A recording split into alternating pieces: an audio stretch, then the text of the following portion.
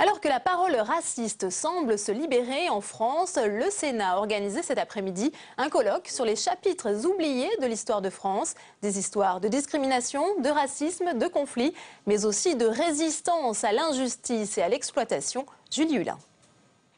Chapitre oublié de l'histoire de la France. Un colloque pour se souvenir, discrimination, racisme, exploitation. Objectif, prendre conscience d'une histoire croisée et plurielle. Il est essentiel que chacun connaisse son histoire. Nous faisons partie de la communauté nationale. Et il y a tout un pan des pans de l'histoire de la France qui ont été forcément oubliés ou on a voulu les oublier. Insurrection de 1947 à Madagascar, répression du 14 juillet 53, place de la Nation, spoliation des Juifs, autant de chapitres oubliés, se souvenir et mettre en commun à l'heure où la société française est perçue comme lieu d'un racisme virulent. Oui, il y a une banalisation, il y a une manipulation, il y a une possibilité et il faut, je pense qu'il y a des responsabilités politiques très très grandes aujourd'hui à prendre. Il faut vraiment que non seulement évidemment par la parole, mais aussi par des gestes de poursuivre en justice et aussi, comme je le dis, d'engager l'éducation dans les écoles. Une France marquée par une montée rapide du sentiment xénophobe. Les actes et menaces à caractère raciste ont connu une forte augmentation en 2012, plus 23%. L'intolérance augmente, ancrée dans les difficultés sociales. En période de crise économique comme nous la connaissons actuellement, il y a à nouveau une tentation de construire certaines populations comme des boucs émissaires, comme des causes de problèmes. Ce sont des choses qui ont été bien connues dans les années 1930, qui ont été bien connues aussi dans les années 1970 et qui ont abouti à des mouvements politiques oppositionnels. Des mobilisations comme celle du 15 octobre 1983, la marche des beurs, une petite quarantaine de jeunes immigrés partent de Marseille pour dire stop aux crimes racistes. La marche s'achève par un défilé réunissant plus de 100 000 personnes. Ils obtiendront une carte de séjour et de travail valable 10 ans et une loi contre les crimes racistes.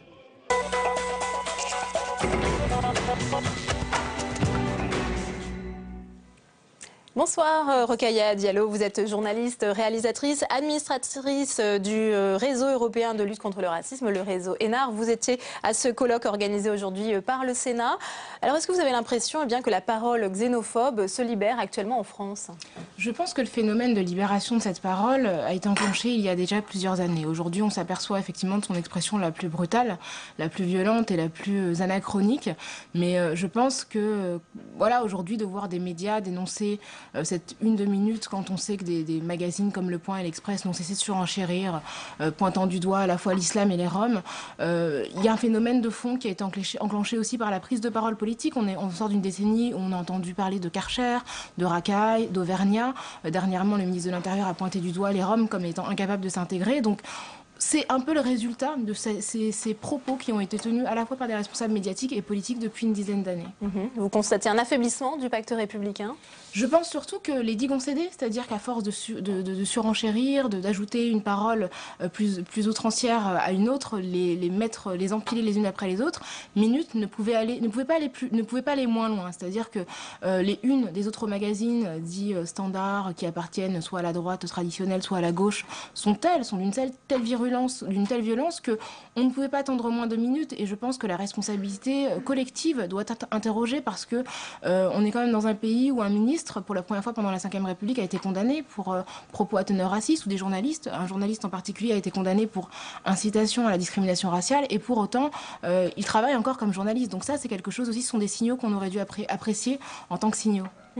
Alors néanmoins, après les insultes visant la garde des Sceaux, Christiane Taubira, donc vous parliez de la une de Minutes, cet hebdomadaire d'extrême droite, il y a peut-être quand même un sursaut républicain avec une multiplication des initiatives citoyennes. Est-ce que cette onde de choc n'est pas salutaire finalement ?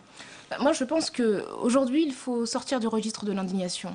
François Hollande a été élu sur des promesses. Vous avez mentionné la marche pour l'égalité contre le racisme, dont les revendications étaient aussi droit de vote pour les étrangers. C'était un engagement de François Hollande qui n'a pas trouvé de réponse. François Hollande s'était engagé à lutter contre les contrôles aux faciès. Je rappelle que depuis les Minguettes, toutes les révoltes qui ont éclaté dans les quartiers populaires ont éclaté suite à une altercation avec la police. Donc les engagements de François Hollande doivent prendre une forme concrète. On ne peut pas se contenter aujourd'hui d'avoir les discours du président, le discours du Premier ministre, de si bonne volonté soit-il, il faut aujourd'hui des actes parce que les gens ne croient plus à ces discours-là. Ça fait des années qu'on nous dit « touche pas à mon pote ». Aujourd'hui, ce qu'on veut, ce que veulent les gens, en tout cas qui sont visés par le racisme, ce sont des sanctions concrètes. La France est un pays pays qui sanctionne très très peu à la fois les propos racistes ou les discriminations. Il est très rare que les entreprises soient condamnées pour discriminer des personnes à l'embauche. Donc aujourd'hui, ce qu'il faut vraiment, c'est que la République montre des signaux tangibles de lutte contre le racisme.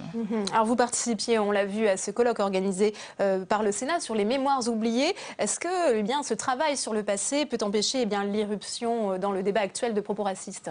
Ce travail dans le passé est essentiel à deux titres. Effectivement, pour inscrire les luttes passées dans l'imaginaire collectif, c'est vrai qu'on oublie souvent que les immigrés de première génération ont baissé la tête, ont rasé les murs. Lorsqu'on se penche sur l'histoire, on se rend compte que ce n'était pas le cas, qu'ils ont protesté dans les syndicats, qu'il y a eu cette marche effectivement pour l'égalité contre le racisme qui est le mai 68 des enfants d'immigrés selon les termes d'un sociologue, et que les plus jeunes générations l'ont oublié. Les moins de 40 ans sont 23% seulement à connaître cette marche pour l'égalité contre le racisme, qui a été rebaptisée Marche des Beurs, et les gens qui ont moins de 30 ans n'en ont absolument pas la moindre idée. Donc ça, pour restaurer la dignité des enfants d'immigrés, c'est important, et à la fois pour permettre véritablement aux minorités de s'inscrire dans l'histoire de France et de faire partie d'un tout français, d'un tout républicain. Il faut effectivement qu'il y ait des documentaires, des films comme ce film La Marche qui sort bientôt au cinéma avec Jamel Debbouze.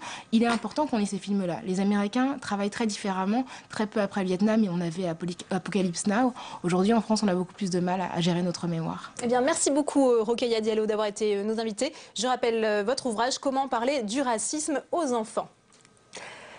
24h Sénat, tout de suite le débat.